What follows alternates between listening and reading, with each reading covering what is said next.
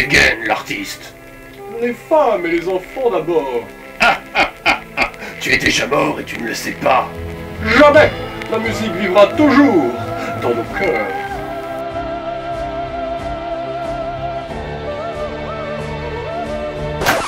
Hé les doudous, j'ai pensé à la Norvège pour commencer. Mais c'est un excellent thème.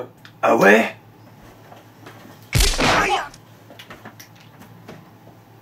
Je trouve aussi. Aïe.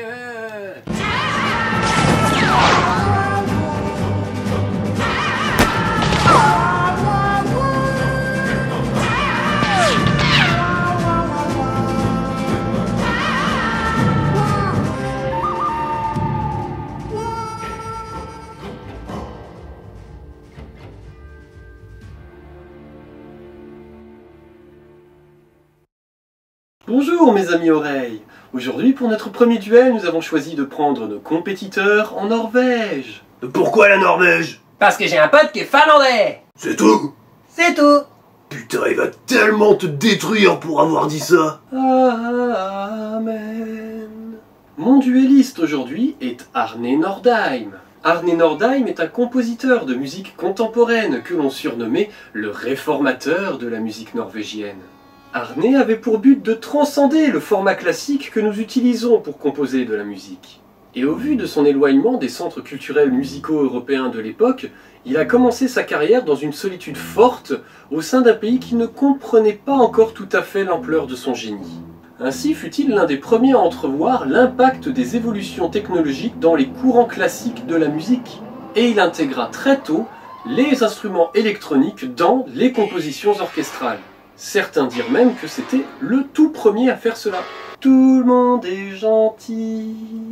Ses compositions étaient des reflets de ce qu'il pouvait vivre et ressentir. Sa musique est fortement descriptive, au point de se voir des fois rattachée au mouvement artistique du réalisme. Son Tenebrae pour violoncelle et orchestre vous fait ressentir l'obscurité malgré vos yeux ouverts, et Signals sonne comme si les signaux radio et GPS s'étaient accordés pour se mettre à sonner musicalement. Nordheim reçut de nombreux prix pour ses compositions, notamment celle où il réussissait l'exploit de faire jouer simultanément des musiciens, des fois chacun placé à des centaines de kilomètres de distance. C'est très intéressant. Pour son arme, j'ai choisi son Convertenos, une pièce contemporaine pour chœur, étonnamment facile à écouter. On se sent déboussolé, comme si vous visitiez une cathédrale et que les pierres elles-mêmes se mettaient à vous chanter leur histoire. Écoutons un extrait.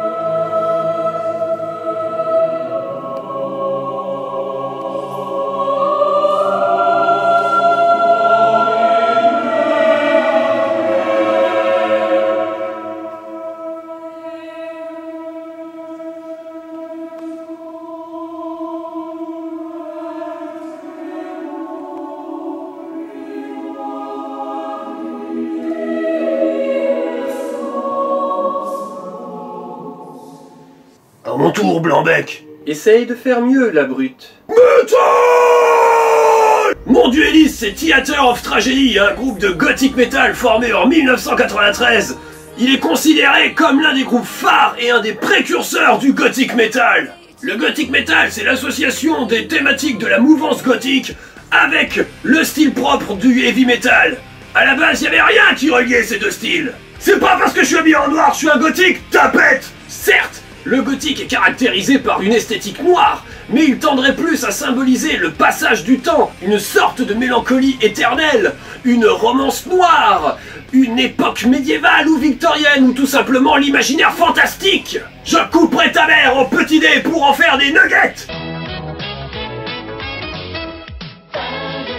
Et le heavy metal, l'enfant rebelle du rock, c'est un des styles les plus complets et polyvalents qui se permet et arrive à englober tous les autres styles sous son empreinte. Theater of Tragedy est surtout l'un des premiers groupes à avoir systématisé l'utilisation d'une dualité de chants contrastés. Une voix masculine forte et très souvent de style grunt.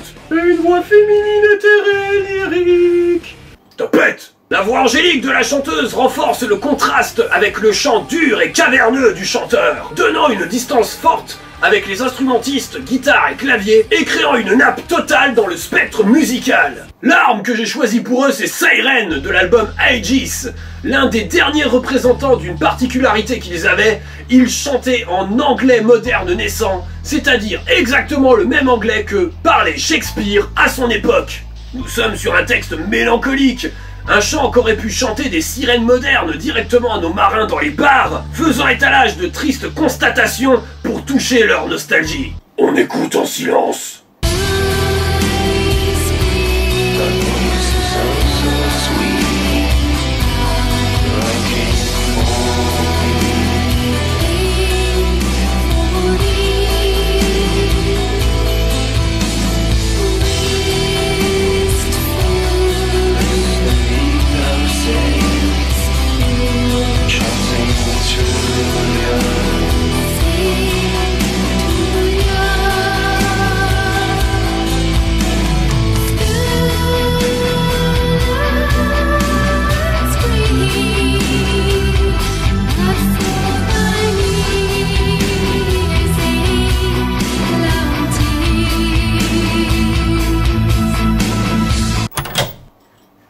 Quoi? Y'a plus de courant? Qu'est-ce que c'est que cette merde? Qu'est-ce que c'est que cette merde?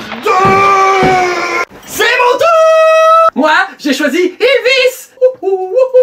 Ylvis, c'est un duo humoristique norvégien fondé en 2000 par deux frères, Bard et Vegard Ylvir Ylvis Masterklaper. C'est trop dur à dire! Depuis les années 2000, ce sont des comédiens accomplis en Norvège, mais surtout connus avec une chanson qui a fait le buzz. Le buzz, mot anglais signifiant bourdonnement, est une technique marketing qui consiste, comme son nom l'indique, à faire du bruit autour d'un événement, d'un nouveau produit ou d'une offre. Et se faire du bruit, j'aime bien.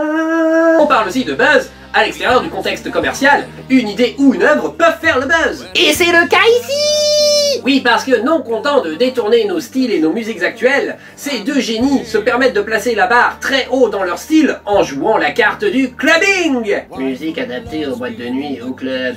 Et parodiant nos styles existants pour les placer dans de magnifiques histoires, tout comme Someone Like Me, utilisant le style des comédies musicales à la forme Broadway, mais se permettant d'ajouter régulièrement des explosions dubstep. Mais mon arme à moi, c'est une banane!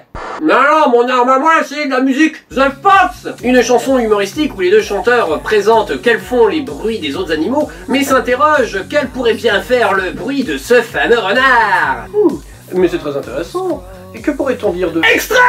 Ducks they quack, and fish go blub, and the seal goes ow, ow, ow.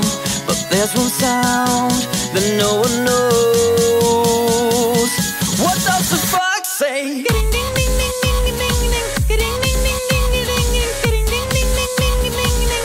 What the fox say?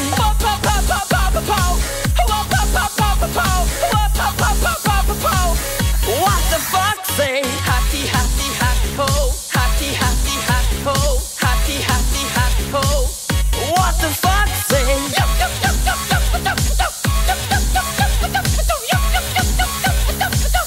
What the fox say? Encore vous? Non mais c'est pas possible, mais qui a bien pu vous filer les clés quoi là? Non mais comment vous faites pour rentrer à chaque fois?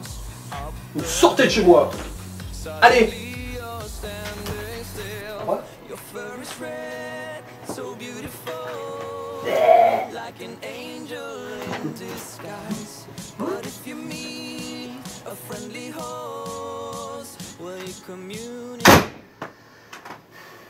Dites-nous qui a gagné!